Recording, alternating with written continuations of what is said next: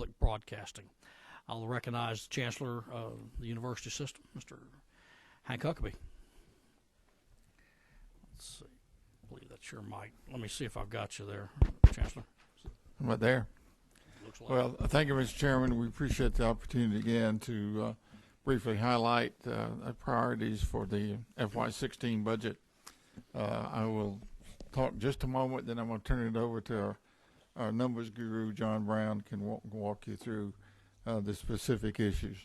Let me start where I started in the joint committee presentation, that our top priority remains that of salary increase for our faculty and staff. We've had one salary increase over the last 6 years, and that's having some profound effect on our rankings and our abilities of our institutions to stay competitive and keep the high quality faculty they need. Just an example to remind you that in 2000, Georgia in the SREB region, we ranked 5th among the southern states. Today, in the most recent survey data available, we now rank 9th. We're now following our neighbors, Alabama, Florida, South Carolina, North Carolina, Texas, and Virginia. And we certainly hope we want to start on a trend trajectory that moves us up to be more competitive and really surpass those institutions. One last example, in 2001 at the University of Georgia, it was ranked 6th among the 15 flagship institutions in the SREB region. We're now it is now ranked 15th at the very bottom on that comparative data. So needless to say, we're very supportive and hope you will support the between 11 and $12 million that's in the budget for salary increases in the university system. The other item, and I would just mention, again, one that I emphasized in my presentation to you earlier, having to do with our stewardship of the more than 44 million square feet that the university system owns, by far the largest holder of any university, any state property in Georgia. And this is where we teach our students. This is where they have their lab work. If you valued that 44 million square feet, it approaches more than $9 billion. And using the rule of thumb of the private sector to maintain that much space and space of that value, they would spend between $100 and $200 million a year. This year, current fiscal year, we got an appropriations of $40 million. The governor has recommended at our request $60 million. We hope that you will be able to work hard and retain that, because we're losing ground as it comes to maintaining our facilities. And I know that you would join us in hoping that we will be good and effective stewardships of the kind of investment that you've already made in our system. There are a number of other items on the sheet that you have before you. I'm going to ask John Brown, Mr. Chairman, with your okay to let him come and address any of these issues and answer your questions. Thank you. Thanks, John.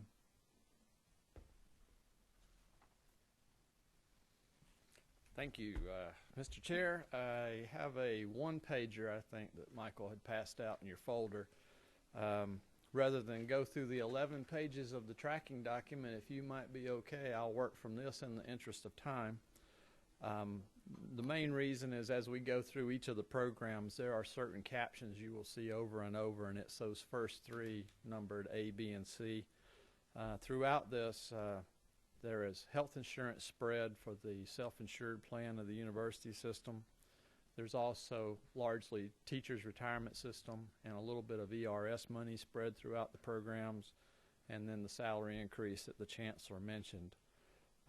You have two columns on here. One is the request that we put forth to the governor. Let me mention to you that the governor's instructions and OPB instructions allowed us to ask for items that were formula related, which would include enrollment growth, health insurance changes, as well as any new square footage for maintenance and operations.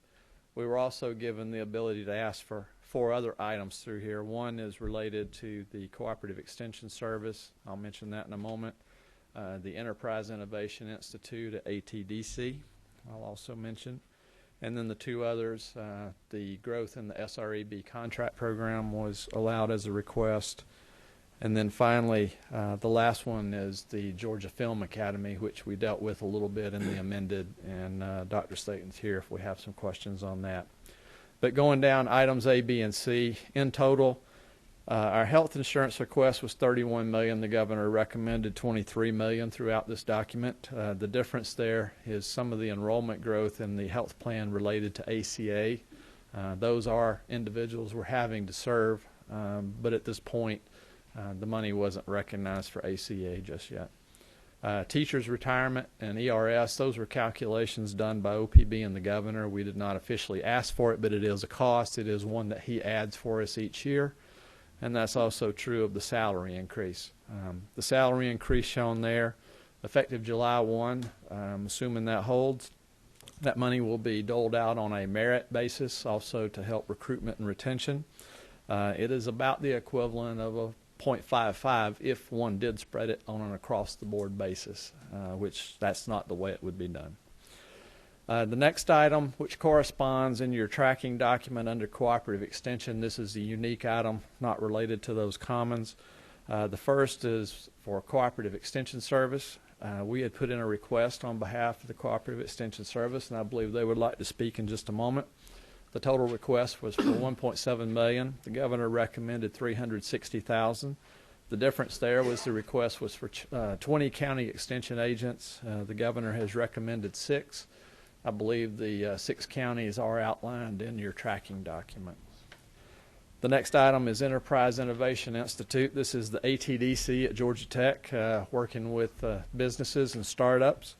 There was a $1.9 million request. The governor did recommend $415,000 of it. The portion that was recommended was that part which is related to advanced computing. You probably know that there's an initiative there to perhaps put an advanced computing center in, so this goes along with that. Section 40.13, public libraries. The governor recommended $158,000, which was the request. The libraries are funded on a population basis. This is their funding formula under the new direction formula. 40.14, the Public Service Institutes and Special Funding Initiatives. There are 2 items there. The first one, 40.14.2, is the transfer of the Georgia Research Alliance from the Department of Economic Development. You may recall 2 to 3 years ago it was transferred from the university system to the Department of Economic Development. The governor is recommending the transfer of it back. The $5.3 million is the money that's currently in the base between state funds and tobacco funds, so they're simply coming back over to the board. The next item I'm going to skip just a moment, we'll come back to, is the Georgia Film Academy. Other than to say that the $2.5 million you see there is a full year's worth of the money that you approved in the amended budget. It was $515 in the amended for a quarter's worth of startup and operation. This annualizes that. Under the university's Regent Central Office, 40.15, under that section you'll find 3 unique items. One is an ad by the governor to reflect our billing, our share of DOAS insurance programs, which includes workers' compensation, liability, and the other programs offered through DOAS. 40.15.5 is an ad of $96,000. It provides one position for the Regent System Office. This is a position that's already on board. It was originally funded through Race to the Top funds. It is for a teacher prep evaluation and assessment specialist. This is an individual who works with our colleges of education, making sure that teachers are properly prepared, ready to go to the classroom. This $96,000 is one of the items that was started with federal funds that is really critical to continue as part of that effort moving forward. So the $96,000 is the state fund share. And then the last item under the system office is Southern Regional Education Board payments. You're familiar with that. It's the contract program. Other states, largely optometry in this case. The normal increase in the contract rate as we as members pay is an incremental $27,200. The next item and the biggest part of our request is section 40.17, which is the teaching program, also known as the formula.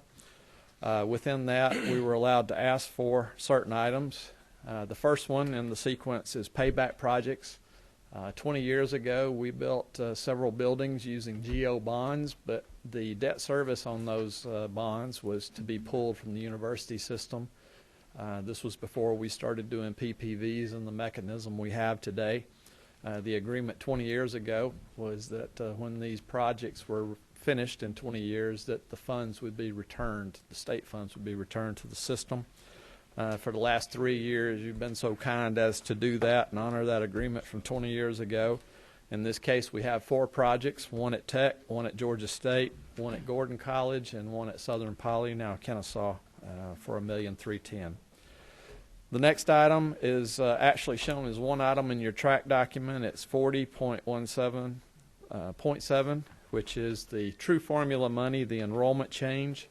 While we had a slight enrollment decline, the mix of programs were such that the credit hours and graduate programs, the more expensive programs, showed a positive that balanced out some of the negatives in actual head count.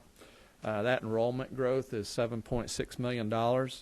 Along with it is an additional $1.2 million of square footage from buildings that have opened that were GO bond funded at $7.1 million. So this $14.7 million is the amount that's truly formula that goes to our institutions to operate on. The governor's ad 40.17.8 Georgia Southern. This is an advanced manufacturing program at Georgia Southern. $1 million in startup costs for faculty and operations there. The next item, 40.19.9. Warner Robins. Last year you recommended GO bonds to construct that facility in Warner Robins. It is a joint venture between TCSG and the university system. It has a military component to it. We had requested $1 million. The number recommended by the governor of $485 reflects a more accurate opening date of approximately half the year. So that $485 provides for the staffing and the operation of that facility. And then finally, 40.17.10 is the second year of what was deemed a 7-year phase-out plan of some of the startup money for Georgia Gwinnett College.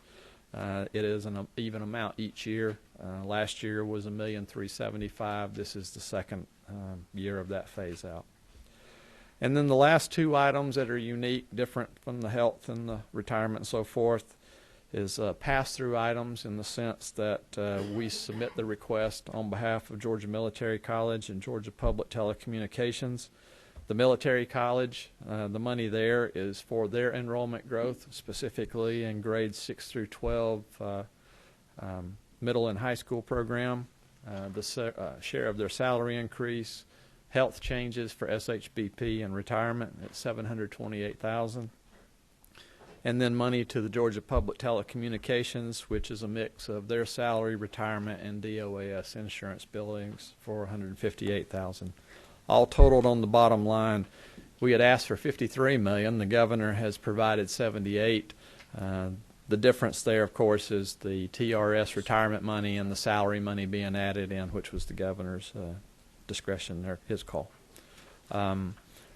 I'll close if there are any questions on these items. Let me also just call on Dr. Staten real quick in case you have any questions on the Georgia Film Academy and anything left over from the amended budget. Okay, we'll go ahead and take some questions, John, if you want. Members of the committee, any questions for either the Chancellor, John Brown, or Dr. Staten? No, mine's not. That's the problem. There we go. There you go. Chairman Rogers. You've been out of town, and congratulations on your son. So. Yeah. Thank you, guys. John Brown, you taught me how to read all these documents when you worked for us. Several questions. Why is DOAS back charging y'all so much?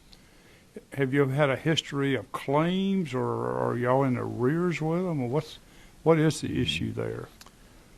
Each year, DOAS, my understanding, they calculate their needs under the various programs, whether it be workers' comp, liability, or so forth. Throughout the document, beyond the regents and into other agencies, you'll see some DOAS adjustments.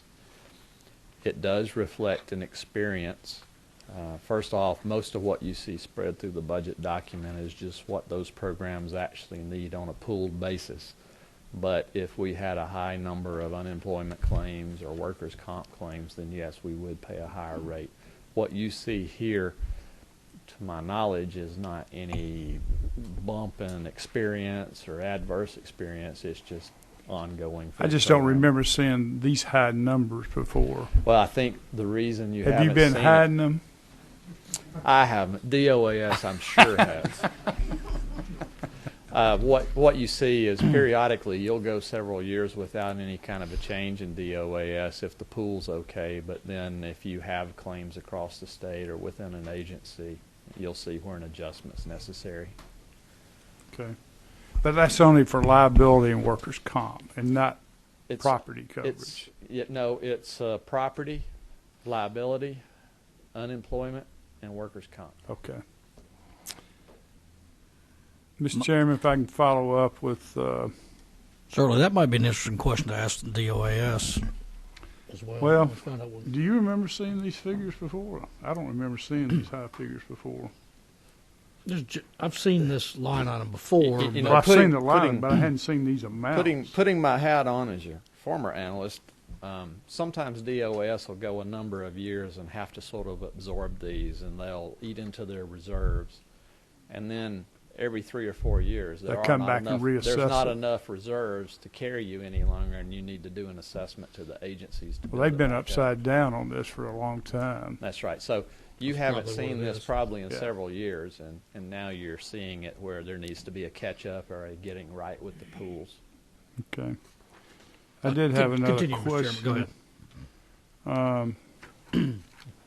Would you like to ask me a TCSG question?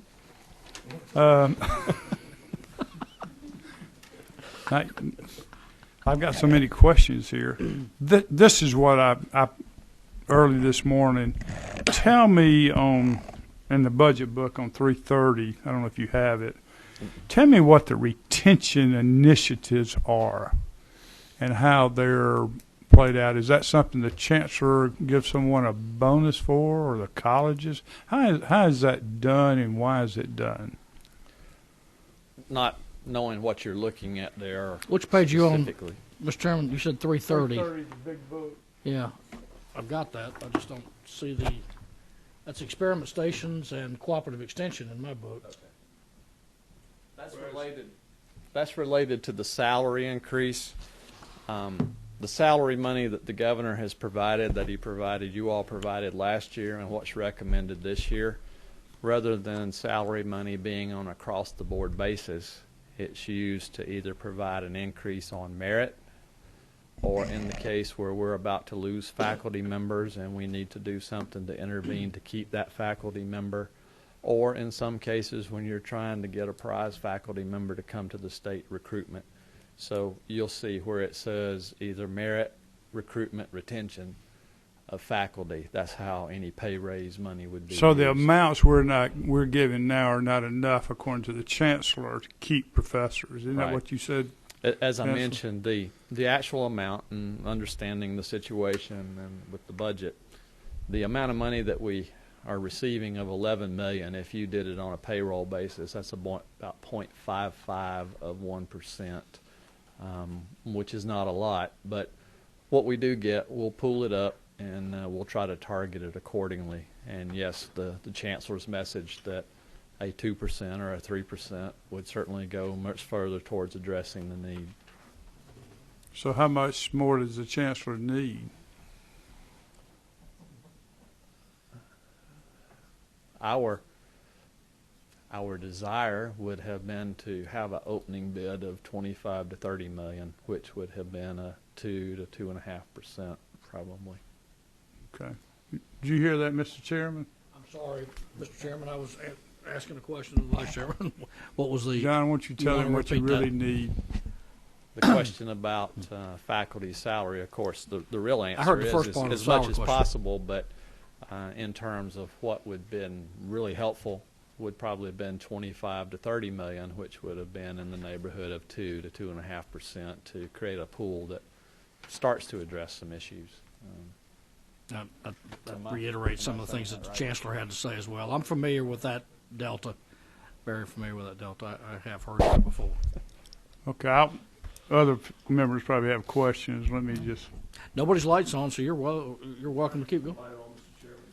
It's not working. Well, I'm going to let Chairman Rice ask a question. Let me see if I can. You're number 17, Chairman Rice. Try that. Yeah, that's right. It's on. There you go. Your magic. Try the microphone part. There you go. Thank you, Mr. Chairman. I'm just going to take you back to the top again, John. And the request on the health insurance at $31 million, and the governor's bid is 23. Correct. I mean, how do you manage that? I assume the basis for your health insurance request was on the basis of employees and healthcare costs. Yeah. I mean, how do you manage that? Well, it's the hot button issue. The $31 million included a projected 4,000 new enrollees into our health plan who are coming to us because they now must find health care under the individual mandate under ACA. We have no choice but to serve them. So it's not a choice or what have you on our part. But it's, several $1 million cost, and we're not recognizing ACA right now. Just So does that say that? I mean, this is an object class. Tell me about the salary increase. I mean, are what we're saying in the common items here is the salary increase is really going to get eaten up and handled in the health insurance? the difference between 31 million and 23 million is a cost that we will absorb a cut. Yes. Okay. Yes. We will give salary increases, but we will have to, on the health side, try to come up with savings or something over time to cover that. Okay. On the cooperative extension service, so does this mean that in Gwinnett County that the cooperative extension service there is going to be eliminated? No. These are new positions. It means that there were 20 agent positions.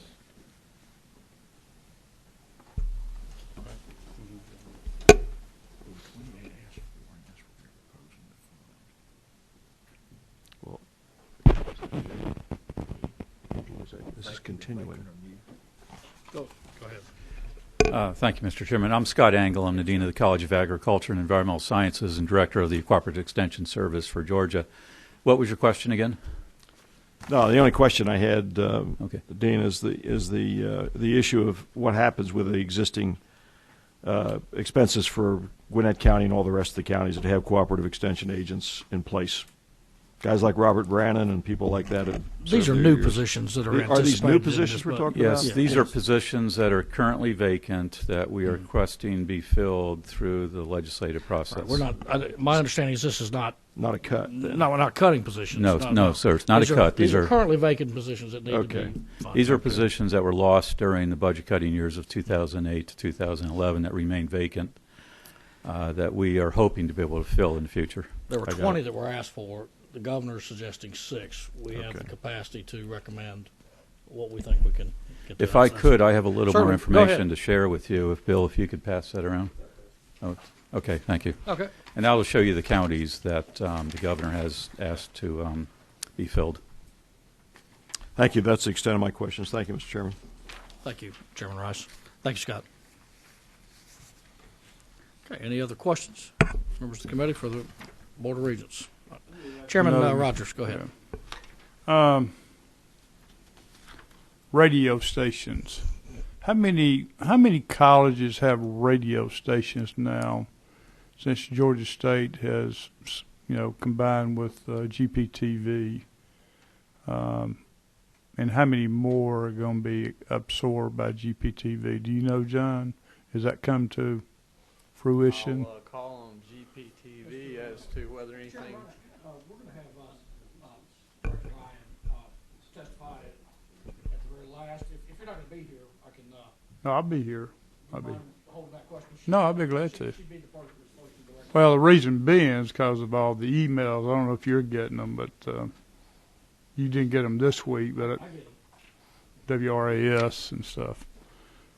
One other thing I wanted to, Mr. Chairman, I guess this question's to you. Georgia military had a larger request than what they're being recommended by the governor. Are you familiar with that? They've come to my office and we're continuing to have those conversations. Okay. I don't know if anybody from GMC is here. I didn't ask them. Oh, they're right? Yeah. If you'd like to come up, maybe he can ask, would you mind taking a minute?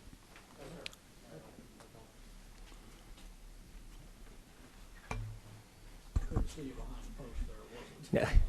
No, sir. We made a request this year trying to secure some additional funding for staff salaries, benefits, medical, retirement program. We have not had an increase in our funding from the state since 1998. That's the last time we received any additional funding from the state. Our FTE at that time was 2,800 students. Our FTE today is about 7,400.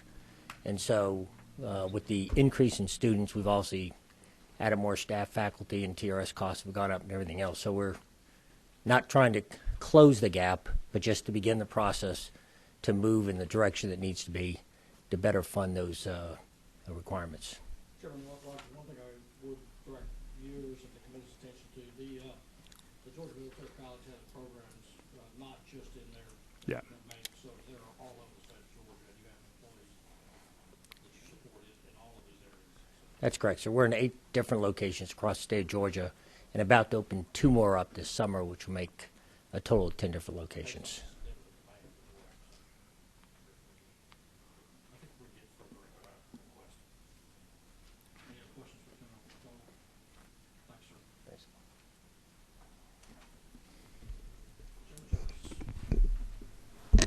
Thank you, Mr. Chairman. John, how are you? Quick question. The SREB payments, is this reflect an increase in our dues, you might say? What is this exactly, the $27,000? No, we're one of several states in the southeast region that are a member of a compact. Mm-hmm. In essence, what we're doing is we're guaranteeing admission to an optometry school, or SREB is, for a Georgia resident, because we have no optometry schools here. But there is a contract rate that all of the members of the compact agree to. Each year, the compact rate, or the amount per student, goes up a little bit. And so this $27,000 is multiple students and the fractional increase in that compact rate. So it's not a dues thing. We have SREB dues that are something different. This is the actual amount per optometry student that we pledge to pay so that another state, be it either Memphis or UAB, will accept a Georgia resident. Purely based on demand right now. And there's also the minority doctoral scholarship that's still funded through that as well, right? There's two separate scholarships there. Gotcha. Fund those for you. And how many students do we have in that program? I would have to get you the number. I want to say we're somewhere in like 30. Very valuable program. We'd like to bring it back to Georgia. We don't have an optometry school, but it'd be interesting to have one. I don't disagree with you. To give you an idea too, other states contract with us for like vet program. I believe South Carolina still sends students to Georgia's vet school because they have no vet school in South Carolina. So it's an exchange type thing. Gotcha. Thank you, John. Sure.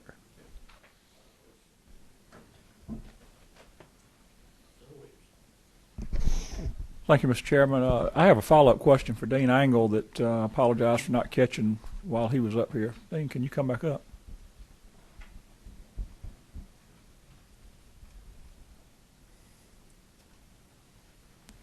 Thank Yes, you, sir. Dean. You requested 20 county agent positions. As we discussed earlier, there are 6. Did you rank or prioritize your request for 20? And if so, does the 6 that are recommended follow your recommendation or your prioritization? No, we did not rank the 20 positions either by county or by programmatic area. The governor, though, in his recommendation did list the 6 counties that he would like these positions placed into. Okay, thank you very much.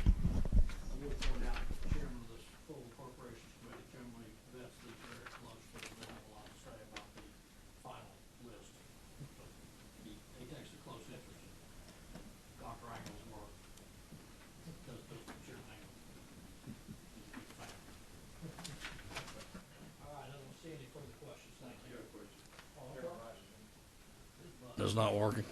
All right. Go ahead, Chairman Rice. Thank you. I just had the page here. I just saw, tell me if I'm doing this right or not, John. I'm looking at the Public Safety Memorial Grant. It looks like there's a $300,000.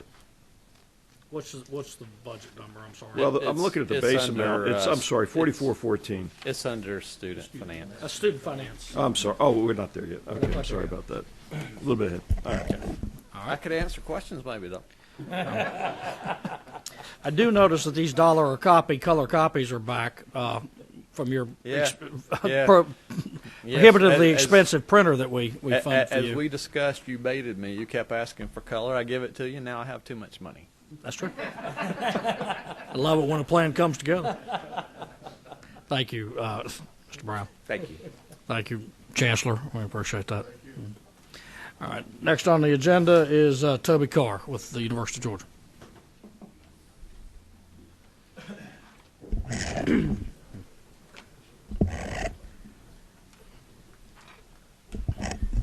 Chairman, thanks for the opportunity to be here today. I'm Toby Carr with the University of Georgia.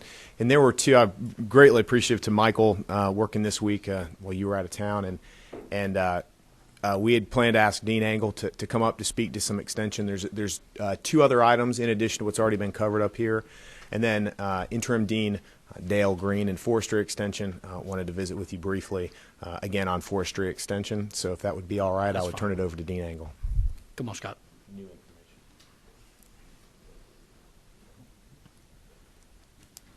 I'll move quickly. We've already discussed the extension agent positions. We have 3 faculty positions that were lost during some of the more difficult budget years. Those positions have been held open, but we were approached 3 years ago by the Georgia Seed Development Commission and the Georgia cotton growers that they would like to have those positions filled sooner rather than later, later being when the budgets had improved. And so they provided funding through their private sources to hire these 3 faculty for 3 years. That funding is now running out, and we have requested that the legislature provide support for those 3 individuals who are currently on the payroll doing the things that they were hired to do. Any questions about the 3 faculty positions? I don't see any. Okay, you may be approached by others within our agricultural community to add additional positions to that list. We are trying our best to hold it at 3, and I'm certainly telling all the various commodity groups that these positions are our priority for the coming year. Then we had one last small cap project on the list. This is a small building down in Tifton. I'm going to. Yes, sir. I'm only going to stop you because I'm not allowing any of the other institutions to come and talk about their capital projects right now. That would not be appropriate to allow you to talk about a capital project. We'll do those in a regular correspondence. I understand. Thank you. Hope that's okay with members of the committee. We all are approached by many on the capital projects, and we'll continue to consider those. Right. Nothing personal, Scott. I understand. Okay. I don't want to play favorites, even though the university is my alma mater. Come on up. Who's next, Toby?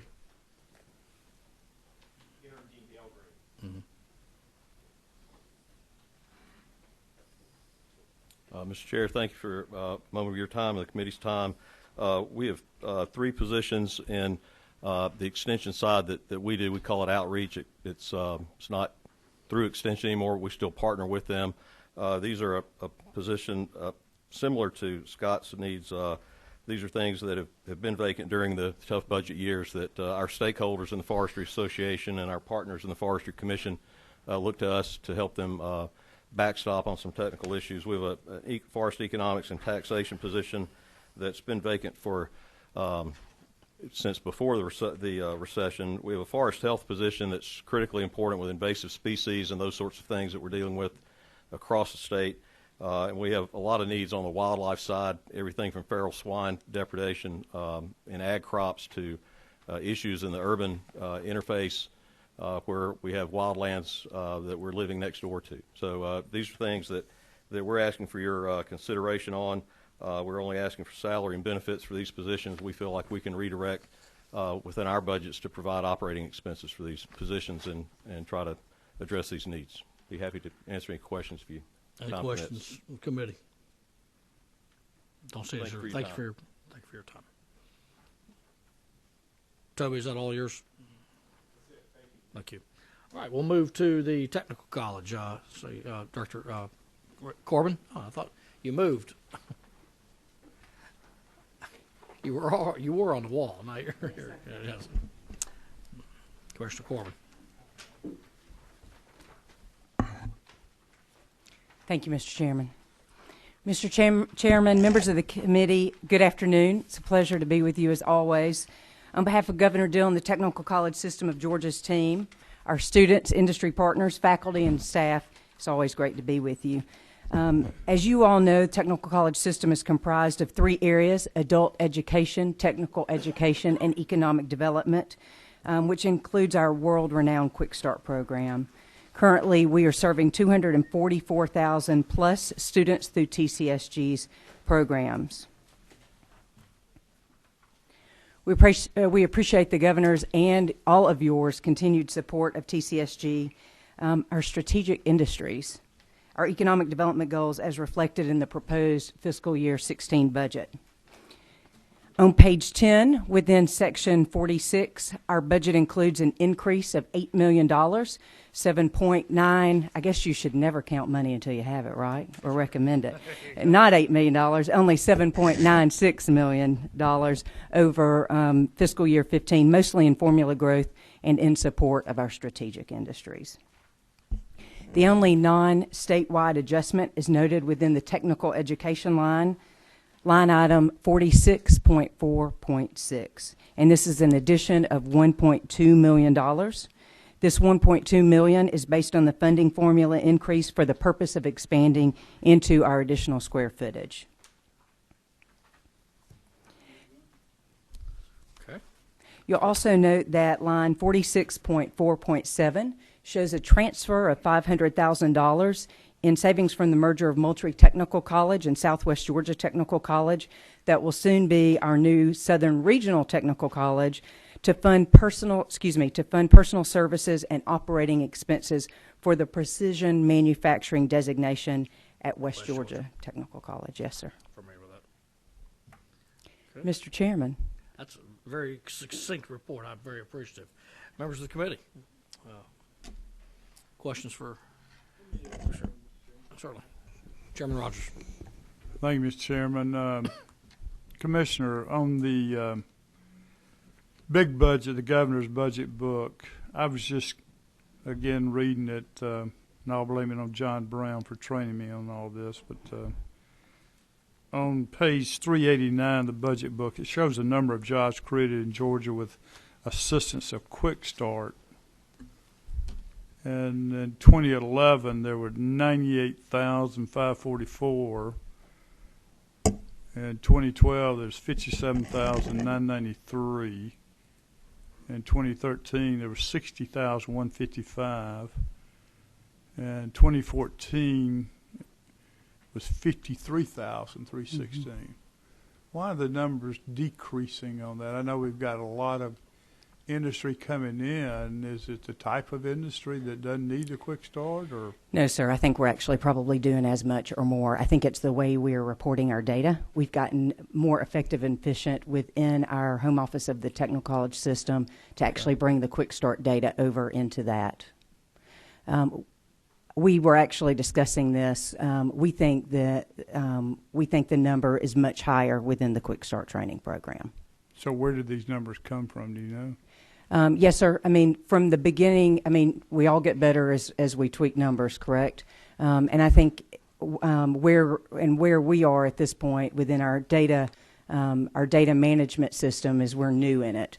I think at one point we were providing numbers as collected at the Quick Start office. Within the last couple of years, have pulled in a data management program, and I am not sure that's one of those things that I need to look at to make sure all of those numbers are being collected. Okay. Any other questions from the committee?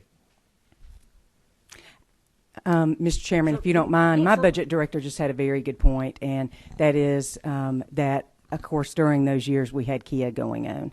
But we also know that, again, I think that could be a little bit, but I still think that with all of the many suppliers and the additional jobs that are being created, that we just have better numbers to report, Mr. Chairman. Thank you. Thank you. Okay, I don't see any further questions. Thank you, Mr. Good. Chairman. Thank you, all members. Thank you. Next up is President Chastain of the Georgia Student Finance Commission. President. And as she informed us, it is a higher president than the University of Georgia president. I should have never made that comparison. It's all right, we made it for you and told him you made it.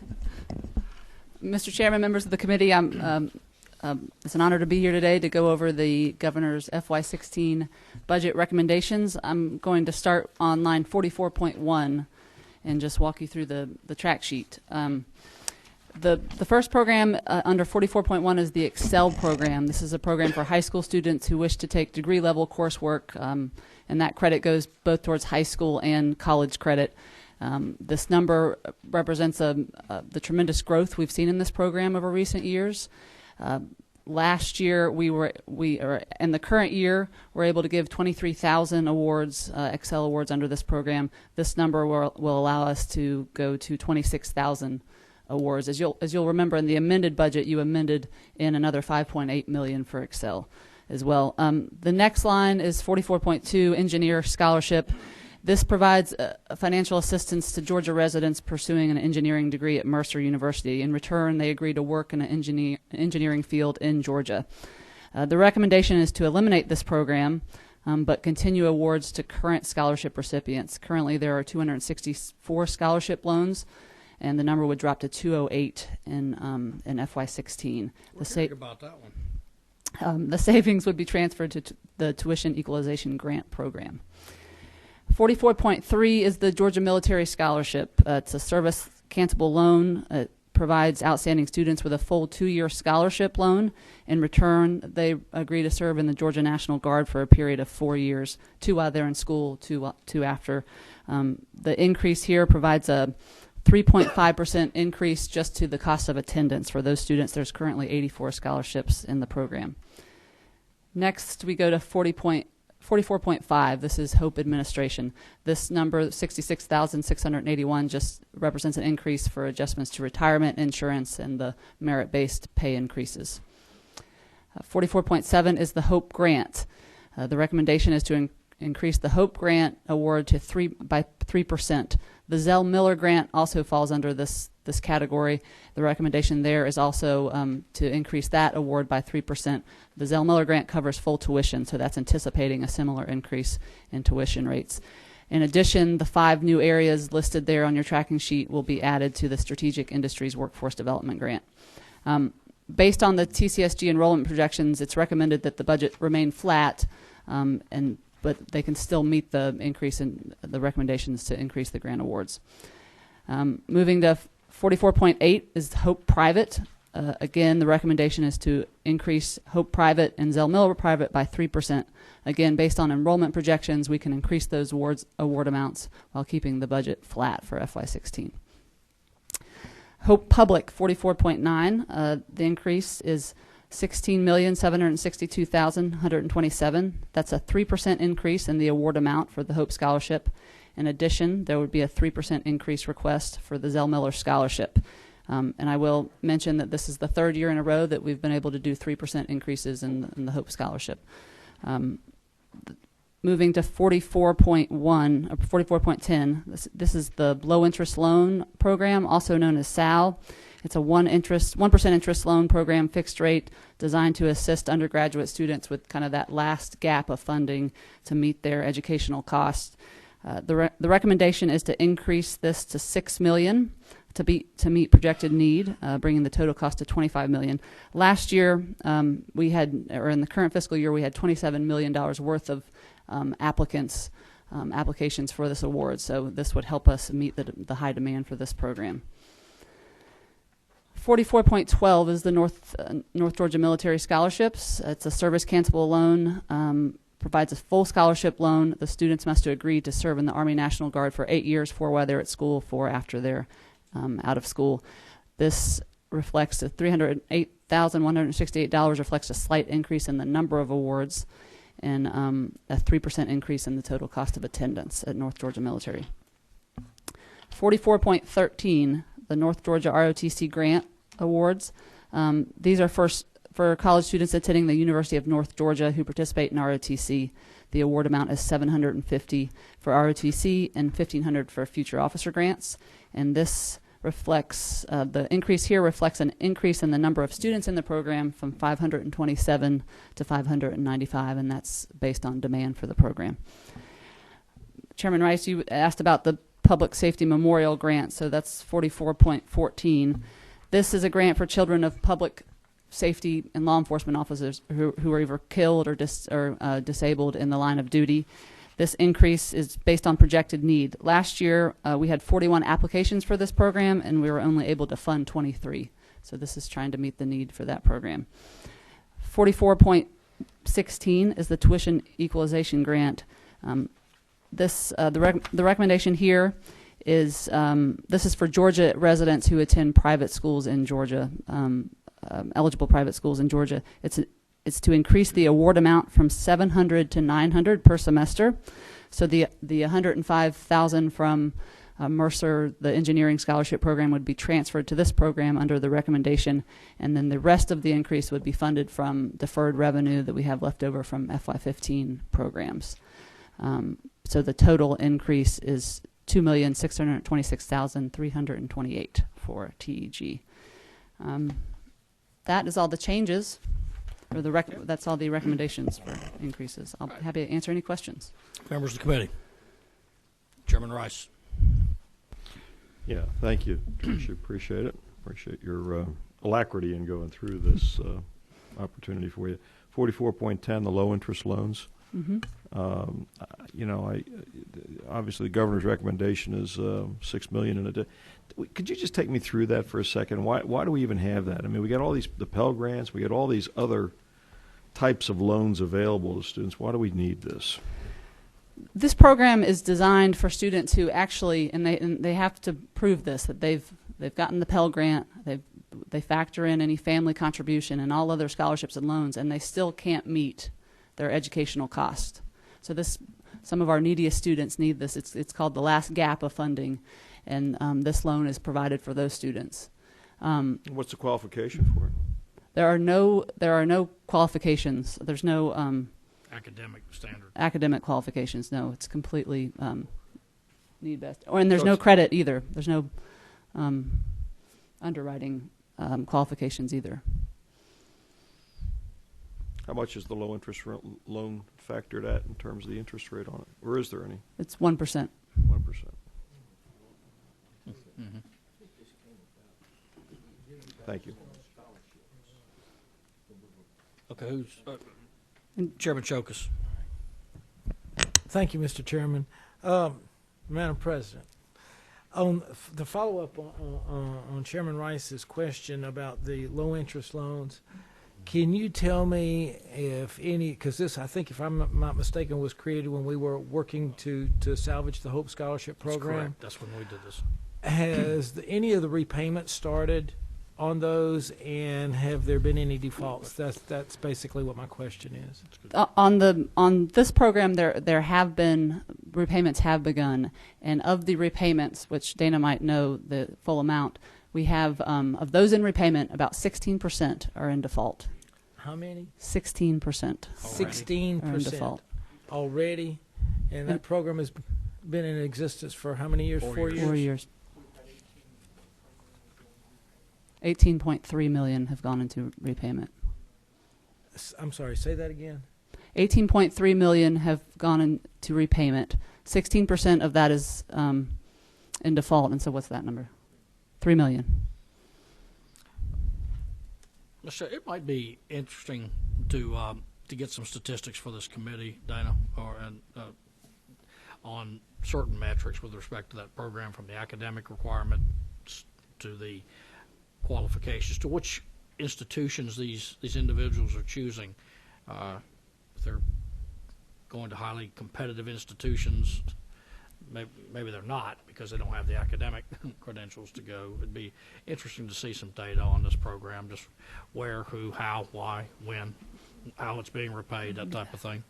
We'll get that for the No committee. expectation right now, but Okay. especially with a $6 million increase in the program, I realize why we did it, and I understand the gap nature of that.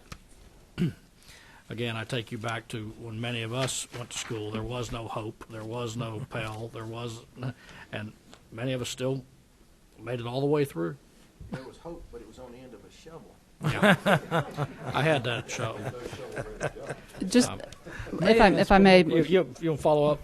Please, sir. Yes, sir. Go Chairman, if I may, just to give you an idea though of the demand on SAL, we had 3,900 selected who were given loans in FY15, but we had 6,300 applications, so there is high demand for the program, and the average size of the loan is $7,000. These are those who. I'm sorry. Can you couple this with the Hope Scholarship, or these are those? Yeah, you can. You can have the loan. It is a gap. Right. You have to have. No, you don't have to have the Hope to get this. You take the full cost of attendance, which includes tuition and room and board and books and fees, subtract the financial aid that the student is awarded, subtract the expected family contribution, and if there's any gap remaining, this will fill. It might be instructive to see how many use it as a gap to supplement the Hope differential rather than those. Okay. You just have to have a B to get all this help. I mean, When you get the information, it'd be interesting, but I don't even know if you keep this information. You know how many of these students are working while they're at school? While they're in school, we wouldn't have that. no, probably won't. There is a service cancelable component to it, so if any of them go under SAL, if any of them go into public service or into a STEM field, they can actually pay back via that service. So we might be able to pull some of that data, but in terms of those in school also working, I don't know that we wouldn't have that. Chairman Rogers. Oh, Jim, follow up. I'll come back to you. Chairman Rogers. Go ahead and do it. Okay, follow up. Oh, thank you. You're on. Okay, good. Thank you. Thank you, Mr. Chairman. Again, a follow-up on these low-interest loans. We're asking for 6. We've got 3 in default. Is there any trend that we're seeing in listening to Chairman Earhart? There's no academic requirement. It's just gap funding for anyone. We would like to get some more information, kind of put a handle around this and see if it's actually accomplishing what it's intended to do, or if it's just being used and abused, and that's what I was concerned about. Okay. We can get you additional information. Do you have anything off to respond to Chairman Chokas initially, or should we just follow up? Okay. Well, he did mention one thing I should mention. We have a touch payment program, so when they go into this, when they take the SAL loan, even while they're in school, they have a minimum payment that we ask them to make to at least keep them in the mindset of starting to pay back their loans. So that's one feature of the program that hopefully will help some students not going to default. Academic perspective, they do have to maintain satisfactory academic progress towards attaining the degree. Okay, so they do have a minimum academic standard. Not a grade standard. You have to a graduation standard. Whatever that track is, progression. Yeah. And these used. Thank you for letting me follow up. These loans are used for the university system and the technical college system for both categories. The SAL loans are used for both, and then there's another program which we didn't have a request for an increase this year called SALT, which is just for technical. Just for technical. We did one for each. And that started last year, so we don't have as much data on that program. Thank you very much. Thank you, Chairman Rogers. Thank you, President Chastain. I like that, don't you? I do. Good. Low interest loans, since Representative Chairman Chokas was talking about it. In the governor's book, it states that loans are forgivable for recipients who work in certain critical need occupations. You may not know this, Dana may know it, but what are the critical need occupations, Dana? That was one that President Chastain just mentioned. That's those public service. I think if it STEMs and it says occupations. Oh, occupation. STEM, occupation, science, technology. Teaching in a public school in Georgia Yeah. in a STEM field. That's So that's loan forgiveness. right. Okay. All right, the other thing is I want to point out, Mr. Chairman, former commissioner of DOAS, of course, they don't have the exposure, but on the adjustments for agency premiums, he gets a credit of $40,000. How about that? Good job. Yeah. He must have hired the risk manager. That's the only one I've seen so far. So That's good. thank you. I'm going to move on after that one. Representative Williams. Thank you, Mr. Chairman. Madam President, either you or your staff, I guess the banker in me is coming out $3 million in default. Is that $3 million in payments that are due that's in default, or is that $3 million in total principal that have some amount of payment in default? That's $3 million worth of principal, where the individual is more than 270 days past due. But is the $3 million the total amount of principal past due? It is payment past due. Thank you. That's your listed loans. Yeah. I like the banker. I'm sorry, sir. I may have confused you. Actually, with what I just said. The $3 million is the principal amount of the total loans for those individuals. Set up a loss share here. We'll get the. Yes, sir. Let me go to Chairman Rice and come back to you. He's been blinking for longer. Oh, he passes. Back to you, Chairman Rogers. For simplicity reasons, I always get confused, and you may have to correct me on this, Mr. Chairman, but the commission you have a commission, but you also have an authority. Mm-hmm. Tell me what the authority does and what the commission does. The commission is the actual state agency, so we distribute all the grants. Okay. We run the grant programs through the commission. The authority is actually the lender. The authority's a lender. Now, your board members, they don't serve on the authority too, do they? They do. Our board members actually serve on all three entities. They're the board for the commission, the authority, and the corporation. So there's a corporation. There's a corporation. What's the name of the corporation? The Georgia Higher Education Assistance Corporation. And it's a not-for-profit. Mm-hmm. Okay. Okay. Thank you. I had one follow-up question for you, not on either of these. Did Ms. Chastain, did Representative Cassis get the questions to you? He said he was going to about the non-public post-secondary fees that are being charged to the private institutions. He did not. He might have. Karina, is that Just Karina here?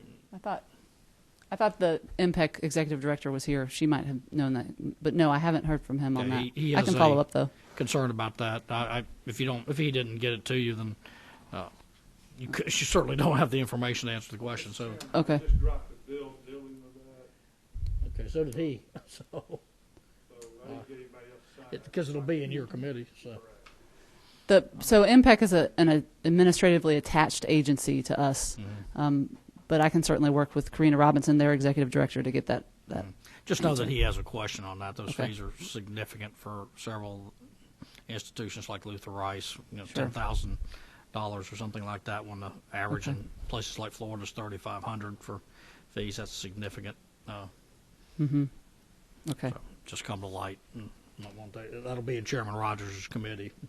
Sure, he'll deal with it. It's being revamped, but it's just what they asked for. What a cap may be, that kind of thing. I had a feeling that's where you were going to get to. But okay, Chairman Rogers. On 44.9.1, the Hope Scholarships for the public schools, the governor's recommendation is $16 million in advance of the agency request. I understand the 103% factor. I'm just trying to understand what the need. It says to meet the projected need. If there's a projected need, why wasn't it in the agency request?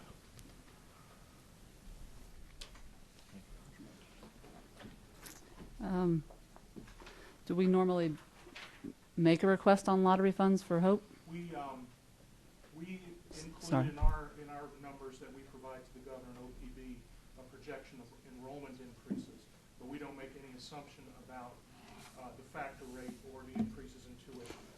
The governor and OPB to come up with those numbers and then adjust the numbers accordingly. I still don't know where the projected need comes from.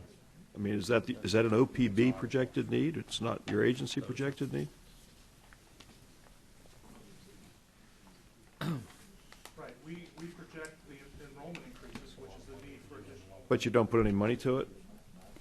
We make a request for additional money for that. Well, it's not. Well, how come the 44.9. We didn't make an agency request.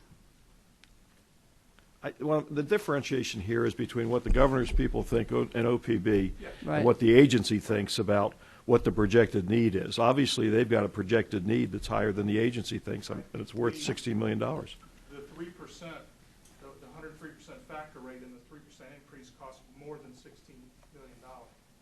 The amount that's currently appropriated, or that's in House Bill 744, was enough to cover the increased enrollment, because enrollments for this year are not as high as we had projected them this time last year. So the number is high enough to absorb the increases in the enrollment, but not the 3% and the 103% factor rate. And as I said, Well, where's the 103% factor rate come from then? I'm sorry, I'm a little thick here. Maybe I don't understand what you're trying to do. Look at a number of factors, including lottery revenues, what the lottery revenues can support in terms of keeping the scholarship increasing from one year to the next to keep up with tuition. And it's really availability of funds and then what they think tuition is going to do in the university system and in private institutions. I'd just like to, Mr. Chairman, I'd just like a little more information on that in terms of Okay. what the genesis I'm sure of the this is. president and Dan will be more than happy to provide it for you. Thanks. Good question. Okay. I see no further questions, Madam President. Thank you, Chairman. Okay. Next on our agenda is Taya Ryan, Chairman of Georgia Public Broadcasting. Ms. Ryan.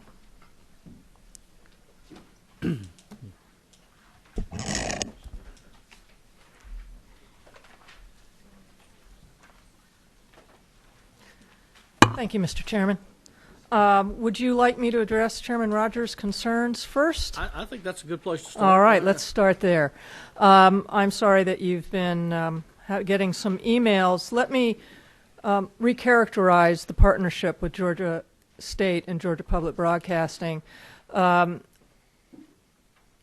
President Becker and I went into a partnership this past year based on the needs of both organizations.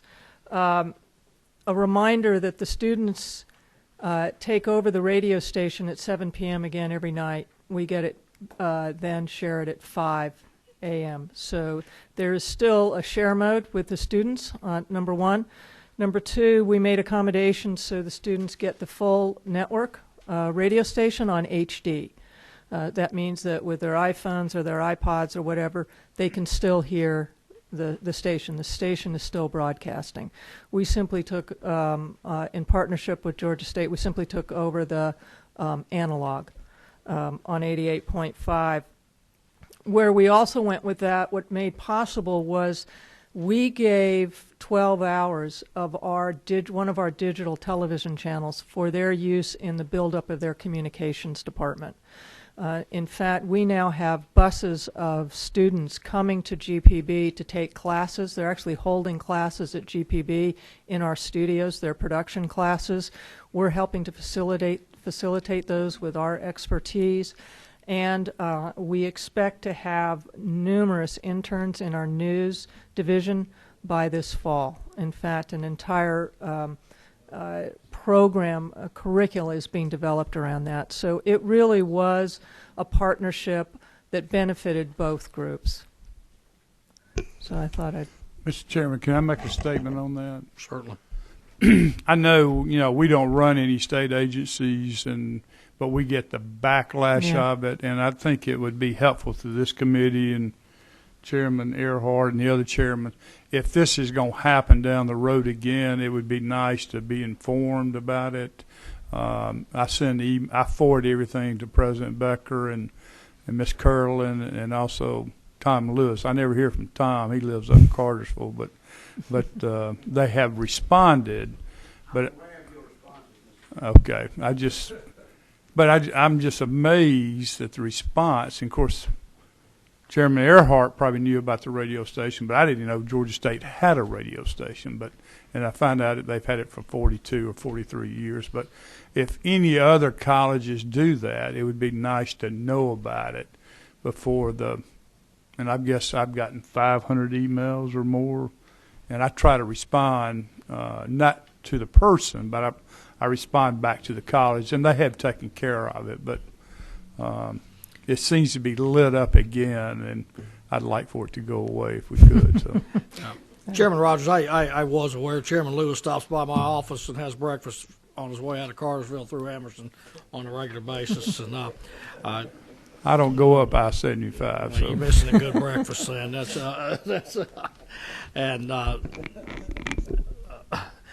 Miss Ryan has kept me informed of this. I've gotten some of these emails, and as we all know, we tend to sometimes things take on a life of their own. But sometimes when emails begin with "I want that person fired," I tend to get a little bit jaded, and I want to understand where their facts are. We are elected, and they're not, so that's the point I was making. So. And Chairman Rogers, I will make sure you know if we do another partnership such as this. We have no plans to. We have relationships with many of the universities that go very well, and I think that at the end of the day, over the course of time, the value to the university will be explicit in this partnership. Both of us see a great deal of good coming out of it. So, and I know that it's just people don't like change, and they think we run you, and we don't. So, I promise. Board of Regents. Heads up next time, I promise. I think I'm going to take a little break from that right now, though. I'll catch my own breath, so I don't have anything planned. Tell me about all the great things you're doing there, because I'm excited about some of these. Well, I think the most important message that I have for all of you today is that the faith you showed in GPB and our educational efforts this year really are shining, and they're coming through.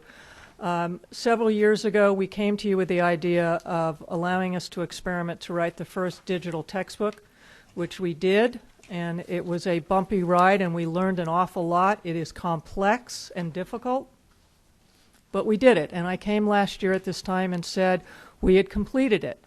Well, I'm happy to tell you today that 18% of the available students in the 8th grade across the state are now using the textbook. I'm going to ask Andrew to come up and give some perspective on that. Why don't you stand up? The amazing news is that this has really just been available since this school year. 18% of the students are using it. Let's put that in perspective of what that is saving the state. Andrew McCartney is the genius behind this. He is head of both our education division and our digital division, and that is by design, because remember, the direction we're taking GPB education is in the form of digital education. So why don't you give them some idea of what we've been able to do? Sure, absolutely. We've got basically $320,000 of savings at the local level just against a CD-ROM of a PDF of a competitor's book. If you were to stack this up against somebody that did a truly interactive book, we find that range to be $45 to $99 per student per year, typically locked into a 6-year contract. And we provide this at no cost. If you were to take the 20,000 students that we've now put this device in the hands of, that would be over $900,000 of local savings off of the money that you put forward for this. So that's a 3-to-1 ratio of return. That's the local system being able to use that money for other things that they probably need to put it towards. So that's what we've done on a return off of what we've done there. Thank you. Did you have more? I was just going to say that we're going forward with the a web version. We realize that a lot of the local systems do not have iPads, so we want to make sure that we're distributing this across all the platforms. So we're getting ready to roll out a nice web version. It's not a dumbed down version. We're taking a lot of the interactivity of this and bringing it forth on that platform. So we want to get it into everybody's hands. Here's the exciting part also that happened this year is that the direction I also want to go is a private partner public-private partnership with these projects, and I'm happy to say that the money for the next version of the textbook, Textbook 2.0, is coming from a very generous grant from the Woodruff Foundation. So you believed in us, and we have now taken that forward. What the Woodruff grant will allow us to do is 20 more going out into different sites, if you will, field trips, virtual field trips for students. We did the first one on Andersonville. Certainly there are more than 20 sites that we can go to, but the money will cover 20 more of those, which the teachers find particularly helpful, as well as 2 bodies basically to go across the state to teach the teacher how to use this, which we all make the assumptions that these things come easily. These digital education tools come easily to teachers. They do not. So this is money to go out and teach the teacher, as well as what we're very excited about, and certainly it's the most challenging part, is we're going to actually build games. We're going to gamify parts of the textbook so students can play games within the textbook. So a student in the textbook at any given moment in Savannah can be playing the game, a historical relational game in Atlanta. And this will all happen within the textbook. We think we're on the absolute cutting edge of this technology and this kind of education. We are now getting calls from other states if we could teach them how to do this. What you did basically was allow this team and this group to learn how to create digital educational tools. We hope that we can make that even more valuable to the state as other parts of the university, or we figure out other kinds of textbooks that would be of value. We now know how to do it. So it's my thanks to all of you. You really helped us leverage this. Thank you, Ms. Ryan. Just a comment on this. I'm probably prouder of this than than anything else this committee's done. For $500,000 several years ago, we're going to save millions and millions going forward. Andrew, I appreciate that. I'm concerned you couldn't convince your wife to in OPB to give you more money, but that just shows that what you can do with a smaller amount. And not to put you on the spot, you are the genius that has done so much, and we're very appreciative of the millions of dollars this is going to save the state of Georgia and these local systems. It's something we should point out every time we hear from a local system how much they just need to adopt it. We're going to get there. I mean, part of it is the new money that we got is going to fund people going around the state. There is still some, reticent about the technology. Also, one of the reasons that Andrew is putting it into the textbook is that the adoption of the iPad has not been as aggressive as we anticipated. We are learning along with everyone else this process, and keeping up with this is a day-to-day learning process. So it's going to be in a computer. That's going to make people more comfortable. Do you have an iPad with you? Could you draw? I want to show you one thing to the committee. Could you show the teacher version? If you guys haven't seen these things, and I will say on that point, though, go ahead and the $500,000 we give you does not even come close to the textbook publisher's dinner budget at the conventions here in the state of Georgia on those who make the decisions to buy textbooks. Take note, Regents. You guys need, before you go out of state, make sure the Regents adopts this for all their books, because we'll all be heroes to all of the parents in this state who...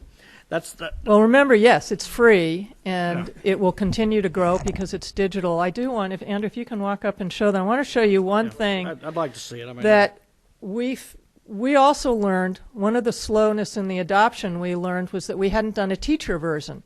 So we're thinking, how do we do a teacher version? Well, some of the folks that work with Andrew came up with an absolutely unique solution, which is that the textbook is in landscape form on your, the kids' version is in landscape form on your iPad. All you do is turn it this way, and the screen splits, and the teacher version is on the bottom, and the textbook version for the students is on the top. The students don't have access to that.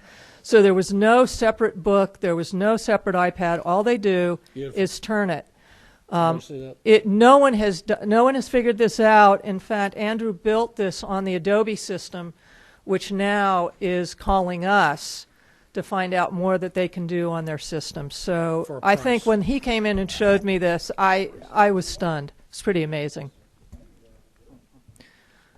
I outed him on that one. Sorry. That's such great work. The textbook, they can download the entire textbook for free. Generally, they buy new text every 3 years. And that, Yeah, and it's that Georgia. one can be updated for very little. I mean, It's evergreen. We basically It's evergreen. push an update, they get a notification, they grab the new version. It's completely free to the local system. And one of the things that we really figured out in this is the virtual field trips. It allows the school systems, it's expensive and it's time consuming to go to different sites around the state. This allows them to go to these sites. It's not going to replace being there, but it's as close as you can get to it. And even if schools do go to these sites, it's a big state. They can't go to all of them. So with the field trips that we're going to be doing, it's going to allow them to experience these sites. We're going to talk with the head rangers at the different sites and the different people. It brings a lot right into this, and it's all inclusive inside the book. So basically 20% of the 8th grade students in Georgia who take 8th grade history, Georgia history, are using You this still now. have this day in Georgia history with a lesson plan that Yes, goes along we with it. do, and we have enormous amounts of material to put into it. We challenged ourselves. We never sit still. The truth is, and we said, okay, what's next? Do we look at another textbook? Do we try to do that? And when we looked around, there was one thing that stood out in a very big way for us was our physics and chemistry videos are the most used and downloaded items on our website. That is extraordinary. Basically, these are 20-part, one chemistry, one physics. They are the most used product we've produced. They are used often in rural schools, so if they have a mathematics teacher and they want to offer physics, these courses, these video courses can take the teacher and allow a math or even an English teacher to go become a physics teacher. We have very few physics teachers in rural Georgia. So this is used to a very large extent. It is old. It is about 12 years old.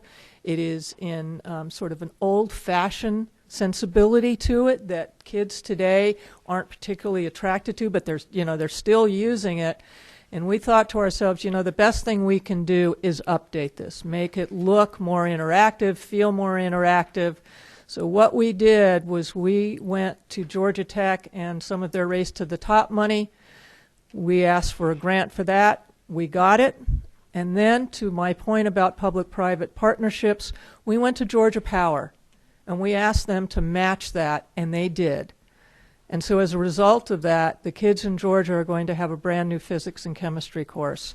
That is the perfect match. Very expensive. It's a very, very expensive project to do this, to remake this. But again, in that sense, in this sense, we didn't come to the state for that money. We did go to a private sector, as well as, I guess, at the end of the day, it was federal money that came through for that. So that's our next one, and hopefully we'll come back next year and be able to show you some efforts of that work. But in terms of education, I am feeling very good about the role that Georgia Public Broadcasting is playing in digital education in the state. And I'm sure by this time next year we'll look at our next project and figure it out. But that's what we're bringing to the state. As regard to our budget, there are no changes that have not come. 40-21-1. It's really not, I don't even think it's in our tracking sheet to tell you. It isn't in your tracking sheet? It's here. Should be What is it? 40.21.1. 40-21. There it is. I'm sorry. There you go. No changes. Yes. Well, that's the increased funds for us. The 99.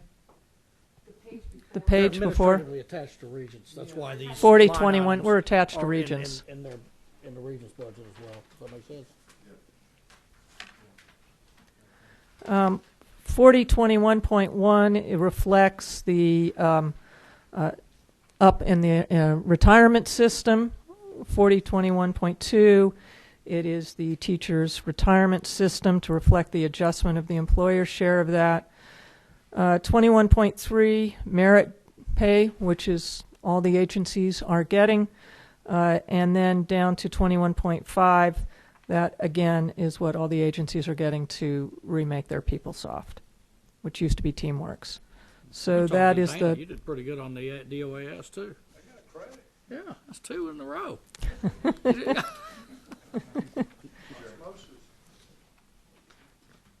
Chairman Rice has a question in this round. yeah. Thank you, and thank you for what you've done. Is this textbook made available to private as well as public schools? Absolutely. It's it's available to anyone that wants to download it.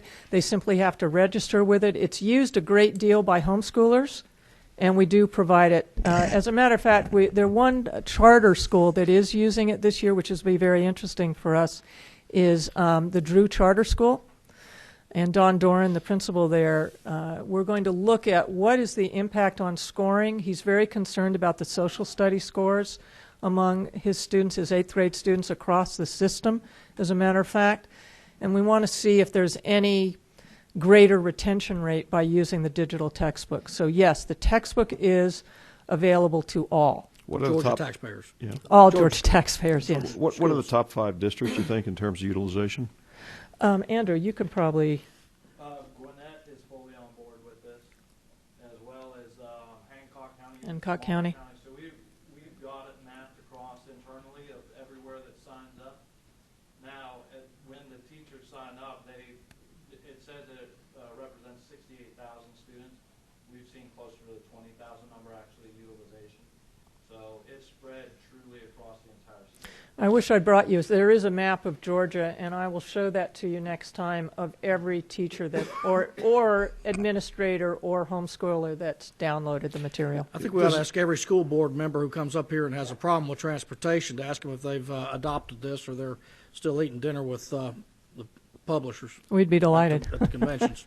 I haven't had any dinners with the publishers, Mr. Chairman, so I really wouldn't know. I don't remember my dinner either. Another question has to do with curriculum. Each one of the school districts has the opportunity to choose the textbooks for their curriculum. Do you know if this displaced any current? No, let me tell you how this textbooks? started. The Carl Vinson Institute had produced the most popular Georgia history textbook for years. What we did was we actually acquired that intellectual rights to that book, and the textbook that's online now that we're talking about is based on all of that. So we actually didn't rewrite the curriculum. This is already curriculum that's to standards. The only problem was it ended in 2002, I think, wasn't it? It had stopped in 2002 because they couldn't afford to produce the book anymore, so we brought it up to date. So it's fair to say that all the schools, public schools, no, are using there is an alternative book which some schools do use, and it is available, but it's available only on a CD-ROM, and it is not at all interactive. It is not available for iPad, and it is just simply if you will, a video version of the textbook. There is one other textbook. There's a cost associated with that. Yes, and there's and you have the cost basis on that, right? It ended up being. They charge and they lock into a 6-year contract, I believe, is what I've heard. And so the difference between our book on the 20,000 students versus theirs is $320,000 a year for the students. And how about the metric with respect to the paper book? The paper book. Are those long-term contracts as well? Yeah, it's 6-7 years on those, and I'm sorry. Yeah. A lot of the digital textbooks are moving towards the interactive books that are out there, and there's no direct competitor to us. They are also expecting a long-term contract. We do it free, no contracts to the local system. We need to look at that. The education committee. We don't need long. Basically because the state gave us the angel money for it, we've managed to be able to keep it free.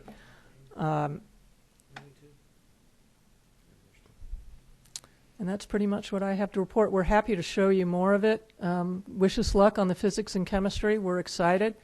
That's another long haul. That's a 2-year project, too. I got a question from Chairman Jones. Thank you. I remember when you started that project, and I think it's a great project, and Thank you. and I can see the success in it. With the number of students that are using online education, how is that complementary? Is it used? I mean, and I'm talking about independent of the classroom. How did y'all incorporate that, and can that same knowledge be used for more advanced studies, like in higher education? Yes, it can. Because the hard part was the technical part. The hard part was figuring out the technology of this. Certainly, you know, if the state and the school system wanted, or the technical college, for example, wanted to save some money, they could hire 2 of their professors to write a textbook, write the information, and then we would digitize it and make it interactive. And that would mean that it could be free again to the students, and there would ultimately be no cost. What we starting out, I certainly don't want to go up against Pearson or a large textbook company. We chose an area where they are not really engaged in Georgia history, but that's very important to us. And so we went to a place where we could actually, we think, be competitive. But there is if you started a system where you hired a couple of professors to write a textbook, and then you can digitize it and make it interactive, yes, that is probably a long-term, financially lucrative way to start writing textbooks. Thank you very much. Any other questions? Thank you, Director Thank you, sir. Ryan, as always. All right, members of the committee, any other questions, concerns, observations? It is almost 5 o'clock. We may or may not have we'll have at least one more meeting of the subcommittee to make recommendations. Take a look at, that'll be early next week. Take a look at what we've talked about. I think we've had some interesting discussion, not only on low interest loans, but on several areas. I think we need to look into that. And any other questions? If not, meeting adjourned. Thank you very much.